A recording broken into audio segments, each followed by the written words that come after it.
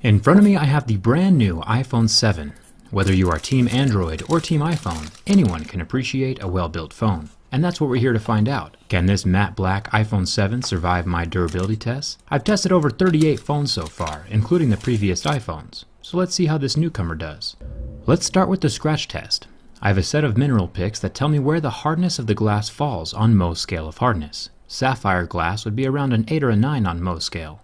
Or plastic screens like the Galaxy S7 Active would scratch at a level 3.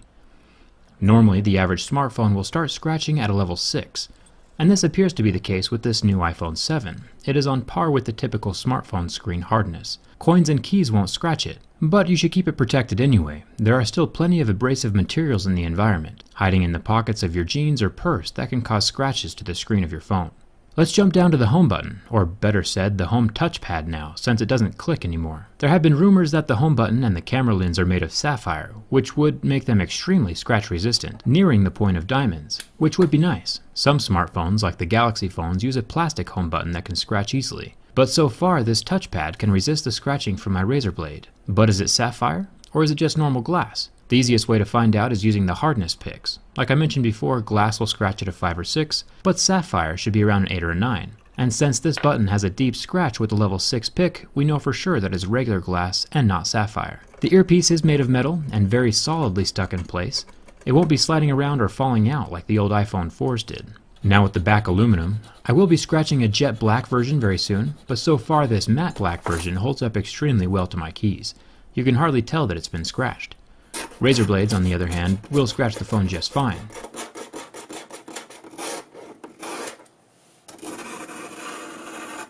And this is why I always keep my razor blades in a separate purse. You should too, unless you want one of these $800 aluminum curly cues. Now for the camera lens. This glass piece is protecting the new 12 megapixel camera inside of the phone, and it is definitely scratch resistant, which is awesome. My razor blade does nothing to it. But is it sapphire? It still scratches deeply at a level 6. So it doesn't look like anything on this phone is sapphire. Sapphire does have its pros and cons, but I'll save that for another video. Next to the camera lens, we have what Apple is calling the Quad LED True Tone Flash. Initially, I thought that this might be 4 different colored LEDs, bringing even more life to pictures than just a dual-colored flash would. But while indeed there are 4 LEDs, it is still just the same normal 2 colors that the older iPhone 6 has. The flash is just brighter now, because there are more of the LEDs. Which is good. Checking out the build quality of the rest of the phone, we find out that the buttons are metal, which is ideal. Plastic buttons tend to discolor or pop out more often than metal buttons do. So thumbs up to Apple for sticking with quality materials. The antenna bands are still plastic, but that's a necessity with Apple's design at this point in time. If you remove these antenna bands, no more cellular connection. If we look down here, we see where the headphone jack doesn't exist. Now this is a problem on multiple levels. I'll go more in depth about this in my next video, but looking at it from purely a durability perspective, this is an extremely bad move.